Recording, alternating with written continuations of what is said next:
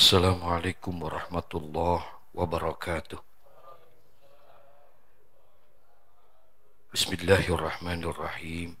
Alhamdulillahi rabbil alamin. Wassalatu wassalamu ala asrafil anbiya'i wal mursalin. Sayyidina wa habibina wa safiina wa maulana Muhammadin wa ala alihi wa sahbihi ajma'in. Amma ba'du, qala Allah Ta'ala fi kitabihil karim wa huwa asdaqul qailin. Rabbi israh li sadri wa yassir li amri wahlul 'uqdatam min lisani yafqahu qawli. Rabbi yassir wa la tu'assir, Rabbi tammim bi khair. Subhanaka la ilma lana illa ma 'allamtana innaka antal alimul hakim. Wa la hawla wa la quwwata illa billahil alil azim. Para jamaah, Bapak, Ibu hadirin wal hadirat rahimakumullah. Alhamdulillah, summa alhamdulillah, dengan izin dan ridha Allah Subhanahu wa taala, bahwa pada kesempatan ini, siang ini, kita dapat kembali bertemu dan berjumpa di dalam satu majlis yang insya Allah majlis ini penuh dengan rahmat dan barakah dari Allah Subhanahu wa taala. Mari sama-sama kita lanjuti kajian hadis kita, yakni hadis daripada kitab Mukhtarul Ahadits An-Nabawiyah, satu kitab hadis yang ditulis dan disusun oleh seorang ulama yang bernama Al-Imam As-Sayyid Ahmad Al-Hashimi. Beliau mencoba mengambil dan merangkum daripada hadis-hadis dalam kitab-kitab hadis yang besar dalam Kutubus Sittah, kemudian digabungkan di dalam satu kitab ini, dipilih oleh beliau sehingga diberi nama kitab Mukhtarul Ahadits An-Nabawiyah. Masuk kita kepada hadis selanjutnya, yakni hadis yang ke-142, di mana Rasulullah sallallahu alaihi wasallam bersabda. Kata Rasulullah, arba'un man kunna fihi harramahullahu ta'ala 'alan nar wa 'asamahu minas syaitan. Man malaka nafsahu hinna yarkhabu wa hinna yarhabu wa hinna yastahi wa hinna yaghdabu. Wa arba'un man kunna fihi nasarallahu ta'ala alaihi rahmatahu wa adkhalahul jannatahu.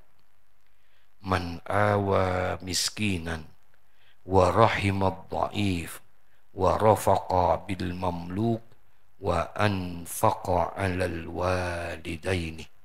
Rawahul Hakim radhiyallahu anhu. Hadis selanjutnya, yakni hadis yang diriwayatkan oleh Imam Al-Hakim radhiyallahu anhu. Bersabda Nabi sallallahu alaihi wasallam, kata Nabi, arba'un, ada 4 hal. Man kunna fihi, barang siapa yang 4 hal ini, fihi, ada di dalam diri seseorang. Ada 4 hal, kata Nabi, barang siapa yang 4 hal ini ada di dalam diri seseorang, haramallahu ta'ala 'alan nar, niscaya Allah akan haramkan dirinya atas api neraka. Wa asamahu minas syaitan, dan Allah akan jaga, Allah akan pelihara orang itu daripada gangguan setan. Ada 4 yang apabila 4 ini ada di dalam diri kita, maka niscaya Allah akan haramkan diri kita dari api neraka. Artinya kalau diharamkan daripada api neraka, tentunya masuknya kemana? Ke surga. Wa asamahu minas syaitan, dan Allah akan jaga dia, Allah akan pelihara dia daripada syaitan. 4. Siapa nih? Yang pertama kata Nabi, man malakan nafsahu hina yarghabu. Barang siapa yang mampu menguasai dirinya, hina yarghabu, ketika dia dalam keadaan berkeinginan yang menggebu-gebu. Ketika dia punya keinginan yang sangat dia inginkan, kemudian dia mampu mengendalikan dirinya, maka orang itu insya Allah akan dipelihara dari gangguan setan dan Allah akan selamatkan dia daripada api neraka. Mohon izin, mohon maaf. Terkadang ketika ada seseorang kita, ketika timbul di dalam diri kita punya keinginan sesuatu yang menggebu-gebu kita ini kan. Terkadang kita kurang mampu untuk mengendalikan diri kita.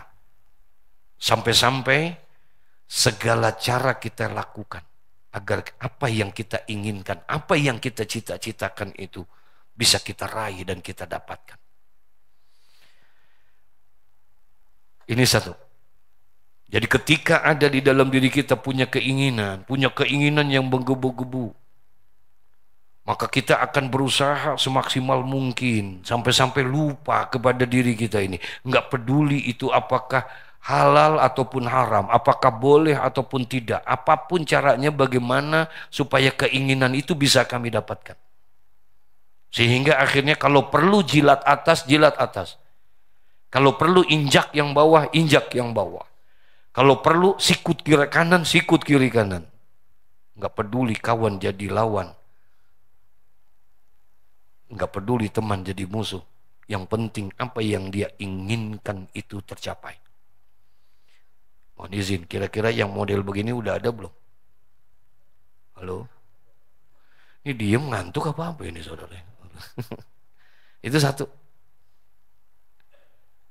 Ketika dia mampu mengawali man malakan nafsahu, ketika dia mampu menguasai nafsunya, dia menguasai dirinya, jiwanya, dia kuasai ketika pada saat itu jiwanya sedang bergelora, keinginannya harus tercapai. Masya Allah, kalau perlu gunung akan kudaki, lautan kuseberangi.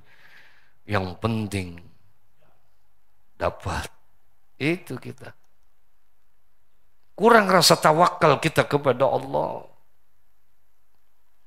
Gak percaya tentang keberadaan Allah Subhanahu wa ta'ala, bahwa segala sesuatu itu, mohon maaf, yang perlu kita garis bawahi di sini adalah manusia hanya wajib berusaha tapi tidak wajib untuk menentukan. Manusia hanya wajib berusaha tapi tidak wajib menentukan. Disitulah ada konsep tawakal. Berserah diri kepada Allah. Tapi berserah diri kepada Allah ini harus bisabab. Enggak boleh tanpa ada sebab. Enggak boleh dikit-dikit tawakal, dikit-dikit tawakal, dikit-dikit tawakal tanpa ada sebab.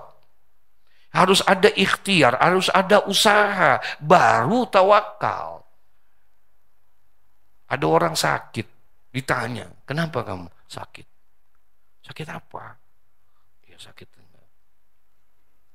Udah ke dokter belum? Enggak deh. Kenapa enggak ke dokter? Saya tawakal. Emang Allah lagi kasih saya sakit? Ya saya tawakal. Nanti juga kalau Allah kasih sembuh, sembuh. Tuh. Itu insya Allah orang yang begitu cepat. Jadi nggak bisa tawakal itu tanpa ada sebab. Satu hari Rasulullah sedang berkumpul begini Pak, sedang menyampaikan dakwah, sedang menyampaikan tausiah di hadapan para sahabat-sahabatnya. Ketika pada saat Rasulullah sedang begitu, tiba-tiba ada yang datang, anak muda datang terlambat. Rasulullah tahu orang ini jauh, kampungnya jauh. Rasulullah tanya, ya sahabat, anak muda, kamu baru datang? Iya ya Rasulullah. Dengan siapa kamu datang? Sendiri ya Rasulullah. Naik apa kamu dari kampungmu ke sini? Saya naik onta ya Rasulullah. Oh naik onta, iya. Di mana ontakmu? Ada di depan. Sudah diikat belum ontaknya? Belum ya Rasulullah. Kenapa engkau tidak ikat onta itu? Saya tawakal kepada Allah. Diomelin orang ini sama Rasulullah. Kata Rasulullah, ikat dulu ontakmu, baru kamu tawakal kepada Allah. Kalau seandainya ontakmu, kemudian kamu tidak ikat, dan kamu itu ontak tahu-tahu pergi, lari, atau kabur, atau diambil orang, itu bukan tawakal, itu karena kecerobohanmu, karena kelalaianmu. Paham maksudnya nih? Ikat dulu onta itu. Ketika kamu sudah berusaha, ketika kamu sudah berikhtiar, hilang, disitulah perlunya apa? Tawakal. Nah terkadang kita ketika kita sedang mendapatkan satu keinginan yang luar biasa, kita akan mencoba berbagai macam cara, kalau tidak lagi memperdulikan tentang boleh atau tidak boleh, halal atau haram, kita enggak. Kurang mampu kita menguasai diri kita. Makanya kata Nabi, man malakan nafsahu hina yarhabu. Ketika ada orang yang mampu menguasai dirinya, ketika dalam keadaan berkeinginan yang berkecamuk luar biasa keinginannya, menggebu-gebu keinginannya, tapi dia mampu mengendalikan diri. Yang penting saya sudah usaha, yang penting saya sudah ikhtiar. Semua yang menentukan adalah siapa? Allah. Orang itu haramallahu ta'ala ala nar. Allah akan haramkan dia daripada api neraka. Wa asamahu minas setan. Allah akan jaga dirinya daripada gangguan setan. Mampu mengendalikan diri, mampu menguasai diri ketika dalam mempunyai keinginan yang luar biasa. Ya, Masya Allah. Dan itu sulit. Perjuangan batin perlu luar biasa di situ. Ya. Dan setan akan menggembus-gembuskan. Udah nggak usah lagi pikirin masalah boleh atau tidak bolehnya. Udah, ente kapan ente bisa maju kalau seandainya ini cita-cita ente loh. Ini harapan ente. Ente ini keinginan ente. Peluang ini ada, ayo usaha, apapun jalanin. Jangan lagi ente pikirin ini, boleh atau tidak boleh, kapan lagi, kalau enggak akan diambil itu orang. Masya Allah, berlomba-lomba kita untuk yang kayak begitu. Masya Allah. Nah ketika mampu mengendalikan, insya Allah kita masuk. Insya Allah. Yang kedua, siapa orang yang akan Allah haramkan dia daripada api neraka? Siapa orang yang akan dipelihara, dijaga oleh Allah daripada gangguan setan? Man malakan nafsahu hina yarhabu. Barang siapa yang mampu mengendalikan dirinya hina yarhabu, ketika dia dalam keadaan takut. Ketika dia dalam keadaan takut, dia mampu menguasai dirinya, dia mampu mengendalikan dirinya, maka orang itu insya Allah akan jauhkan dia dari api neraka, dan Allah akan jaga dan pelihara dia daripada gangguan setan. Maaf Pak, ketika orang dalam keadaan takut, seringkali orang itu lupa daratan. Ketika dia sedang mendapatkan rasa takut yang luar biasa, dia akan berusaha, bahkan kadang-kadang sampai dia rela untuk apa? Menggadaikan akidahnya, menggadaikan keimanannya. Dia jual agamanya hanya untuk itu. Bagaimana caranya?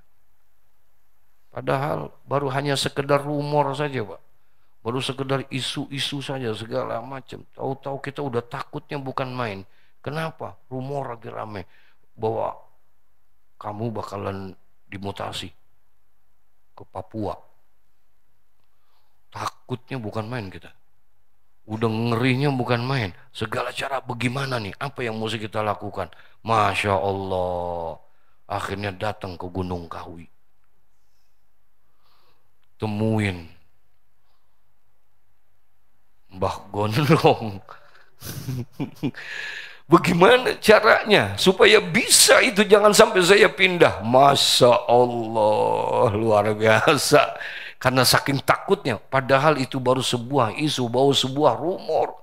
Udah begitu takutnya kita. Ketika kita mampu mengendalikan diri kita dalam kondisi seperti itu, maka insya Allah kita termasuk orang yang dijaga oleh Allah. Insya Allah. Tuh. Ya. Yang ketiga, siapa dia? Man malakan nafsahu hina yastahi. Yakni barang siapa yang mampu menguasai jiwanya, mampu menguasai dirinya ketika dia mempunyai selera yang tinggi, ketika dia punya selera. Hampir sama dengan yang pertama, ketika dia berkeinginan sesuatu itu. Dia punya selera yang luar biasa. Masya Allah. Apapun dia akan cari. Apapun dia akan lihat. Tanpa lagi dia mensyukuri nikmat yang ada. Padahal dia sudah mempunyai sesuatu yang orang tidak punya. Tapi karena dia melihatnya ke atas, ada selera. Kapan ya gue punya mobil? Kapan ya gue? Ada selera kita pengen ke sana. Padahal alhamdulillah kita sudah punya apa? Motor. Kita sudah punya motor.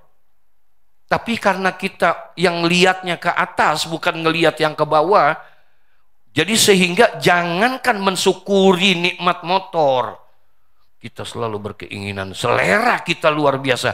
Bagaimana caranya supaya bisa dapat? Akhirnya ya udah, apa saja dilakukan sama dia. Apa saja dikerjain sama dia. Yang penting bisa mendapatkan mobil yang dia miliki, yang seleranya bisa terpenuhin dia. Dia lihat ke atas, tapi tidak lihat kemana? Ke bawah. Nah, inilah ciri daripada orang-orang, inilah tanda dan ciri daripada orang-orang yang kurang mensyukuri nikmat Allah. Makanya kata Rasulullah Shallallahu Alaihi Wasallam, kita insya Allah akan menjadi manusia yang bersyukur, Pak. Mohon maaf, kita akan menjadi manusia yang bersyukur. Digolongkan kita termasuk orang-orang yang minasyakirin, orang yang selalu berada dalam kelompok orang-orang yang bersyukur. Kapan kita bisa dijadikan orang yang bersyukur? Kata Rasulullah, ternyata resepnya tidak terlalu berat untuk bisa menjadi orang yang syukur itu. Apa? Unzuru ila man huwa asfala minkum wa la tanzuru ila man huwa fawqakum. Lihat oleh kamu orang-orang yang ada di bawahmu. Jangan kamu lihat orang yang ada di atasmu. Lihatnya kemana? Ke bawah. Lihat kita ke bawah, jangan lihat ke atas. Kalau kamu lihat ke atas, kamu akan menjadi orang yang tidak pandai mensyukuri nikmat. Tapi lihatnya ke bawah. Betul kita memang sakit, tapi ternyata orang yang lebih parah sakitnya dari kita, ada tidak? Ada. Betul memang kita susah, tapi ternyata orang yang lebih susah dari kita, ada. Lihatnya ke bawah, jangan lihat ke atas. Kalau kamu lihat ke bawah, alhamdulillah, benar saya memang tidak punya mobil, tapi Allah sudah berikan saya motor. Kemana-mana bisa cepat. Kalau hujan tinggal pakai apa? Jas hujan. Yang 10.000 ada nggak? Ada ya? Oh udah naik.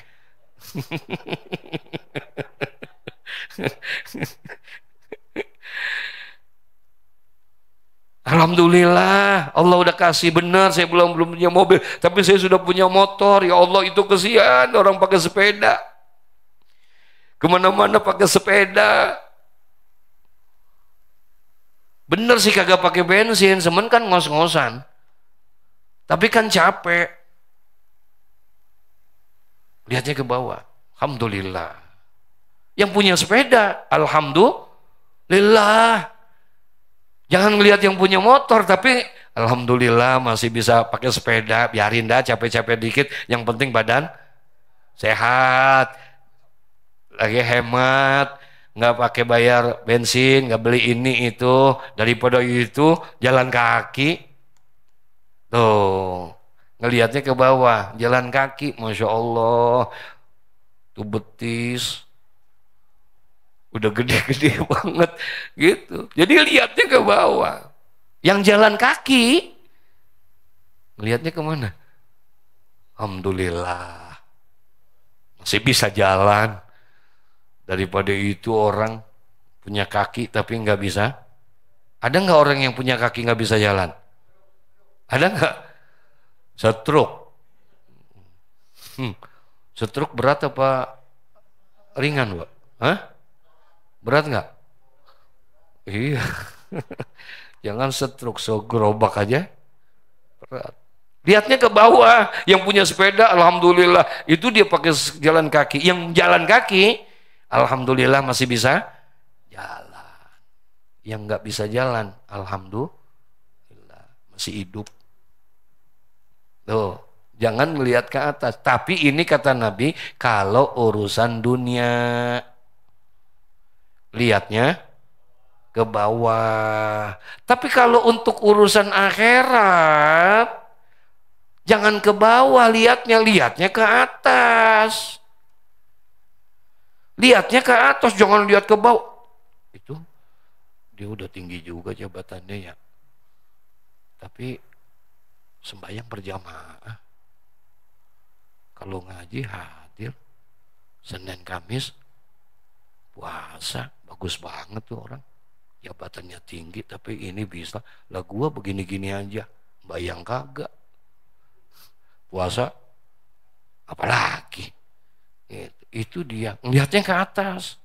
Makanya kata Sayyidina Ali, kun indallah khairun nas. Jadilah kamu di hadapan Allah menjadi manusia yang terbaik. Di hadapan Allah, kamu harus jadi orang yang terbaik. Tapi jadikanlah dirimu di hadapan orang lain, kamu orang yang rendah. Di hadapan orang, kita menganggap kita orang yang apa? Yang rendah, Pak. Tapi di hadapan Allah, enggak. Di gedung ini, harus gua yang paling hebat di hadapan Allah. Gua harus jadi yang terbaik. Gua harus sembahyang berjamaah. Orang pada nggak puasa, gua puasa. Orang nggak baca Quran, gua baca Quran. Jadi ada berlomba-lomba di dalam dirinya untuk memperbaiki hubungannya dia kepada Allah sehingga dia menjadi manusia yang terbaik di hadapan Allah. Di hadapan Allah dia harus menjadi orang yang terbaik. Disitulah makna fastabiqul khairat, berlomba-lomba di dalam kebaikan. Biiznillah, dengan izin Allah, harus jadi yang terbaik di hadapan Allah.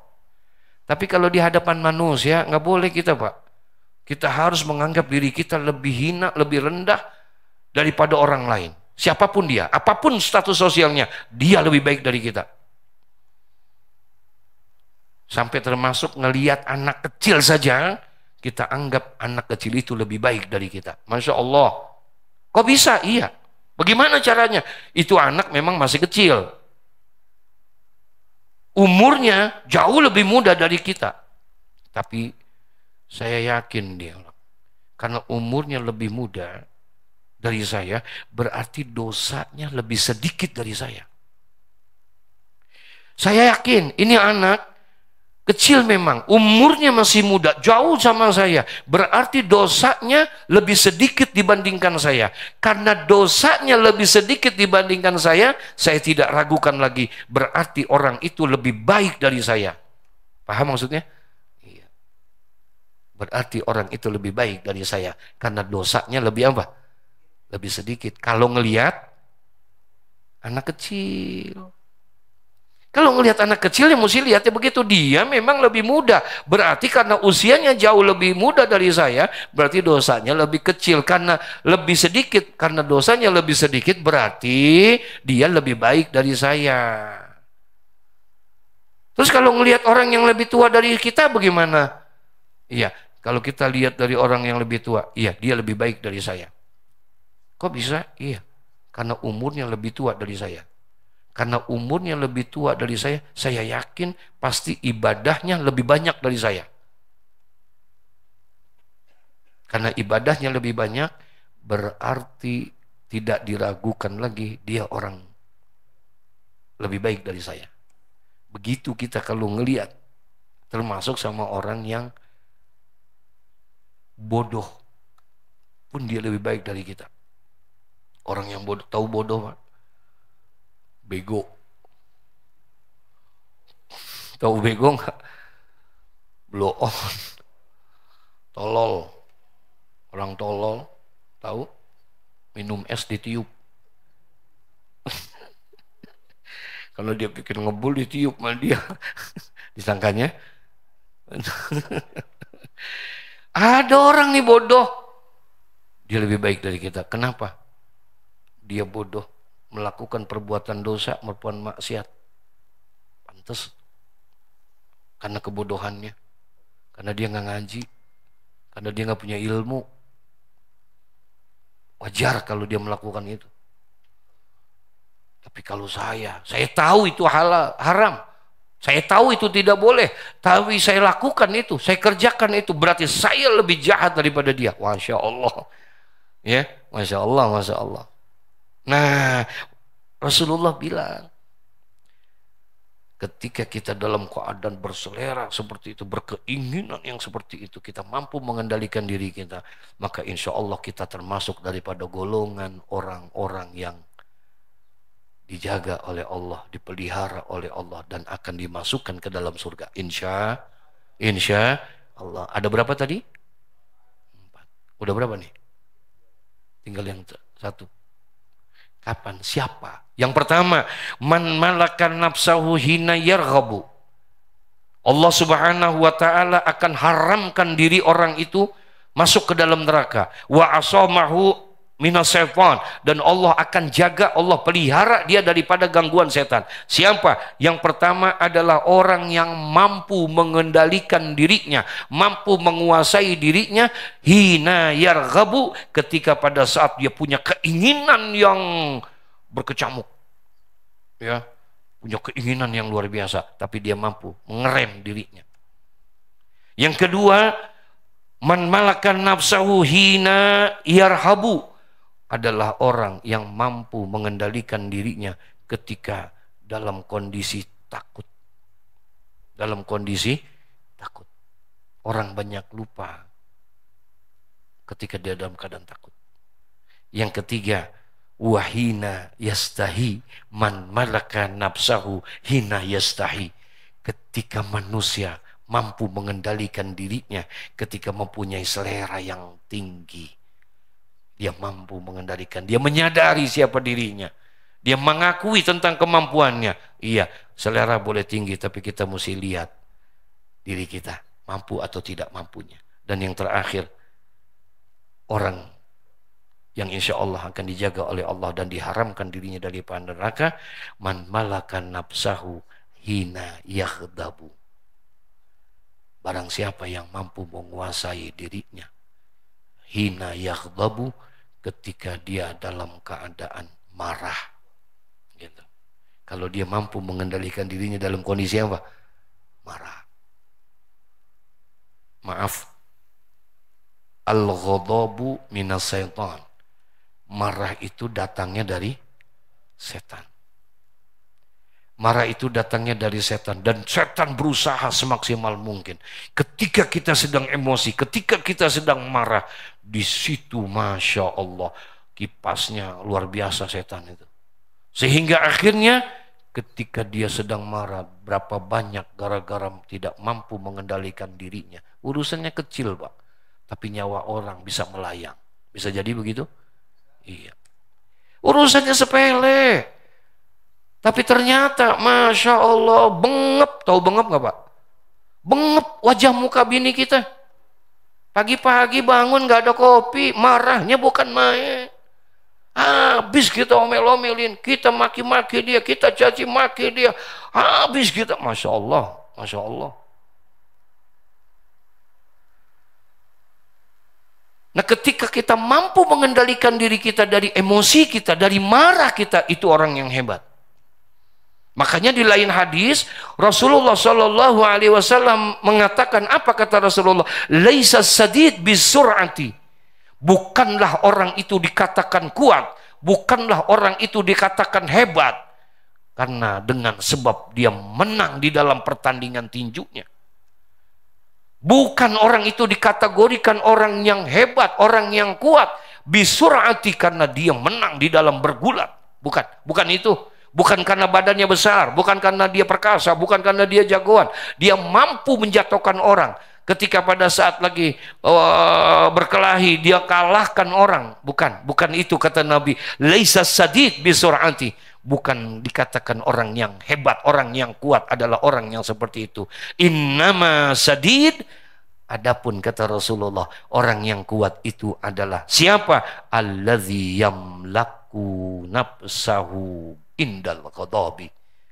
Adalah mereka orang-orang yang mampu mengendalikan nafsunya, mengendalikan dirinya indal ghadabi, ketika dalam kondisi marah. Saya yakin kita semua juga pernah marah, betul ya? Iya. Itu marah, Pak, bisa merubah kita. Baik merugikan orang lain, bisa merugikan diri kita. Marah. Makanya ada satu hari, ada seorang sahabat datang kepada Rasulullah. Apa kata dia? Ausini ya Rasulullah. Tolong nasihatkan saya ya Rasulullah. Berikan saya nasihat ya Rasulullah. Qala Nabi SAW. Kemudian Nabi bilang apa? La taghdab. Jangan marah. Summa qala. Kemudian orang itu bilang lagi. Ausini ya Rasulullah. Tolong wasiatkan aku, nasihati aku ya Rasulullah. La taghdab. Jangan marah. Berulang-ulang orang itu nanya, jawaban Nabi tetap la taghdab, jangan marah. Karena bahayanya apa? Marah. Marah itu bukan hanya bisa merugikan diri kita, bukan hanya bisa merugikan orang lain, juga bisa merugikan diri kita. Maaf, rugi diri kita, Pak. Terlalu banyak perubahan yang terjadi sama diri kita ini. Fisik kita berubah. Lihat aja coba. Jujur nih, Mbak. Bapak pernah marah nggak? Pernah marah nggak? Itu lagi marah pernah ngaca nggak? Huh? Lagi marah pernah ngaca nggak? Coba, ntar besok kalau lagi marah ngaca, Pak. Kira-kira cakep apa jelek? Berubah. Wajah kita, mata merah, wajah merah. Masya Allah. Kalau lagi marah, tuh, rambut berdiri. Keluar asap.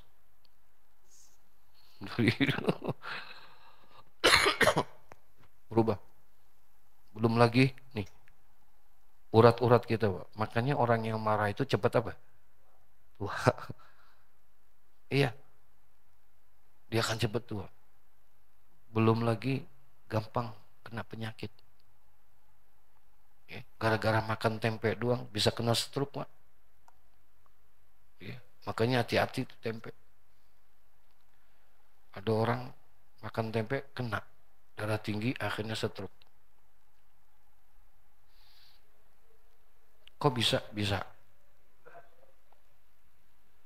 Enggak, habis pagi tempe, siang tempe, sore tempe, malam tempe. Besok begitu lagi. Akhirnya tempe mulu. Oh, stroke aja.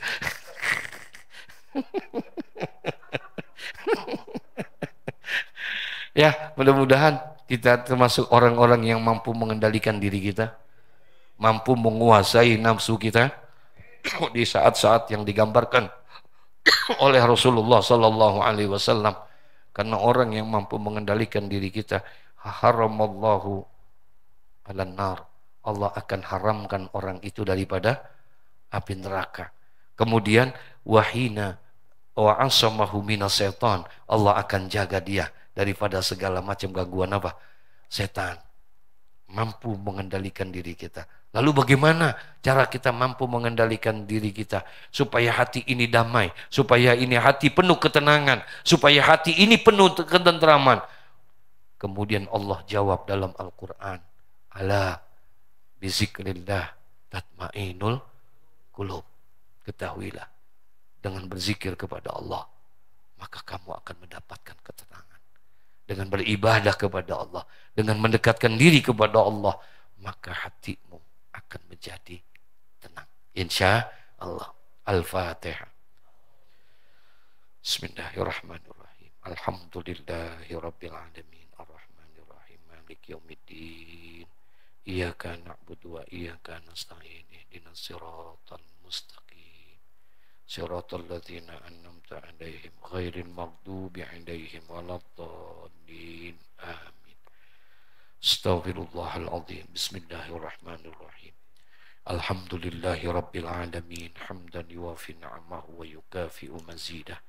Ya Rabbana lakal hamdu kama yanbaghi li jalali wajhikal karim wa li 'azimi sultanik.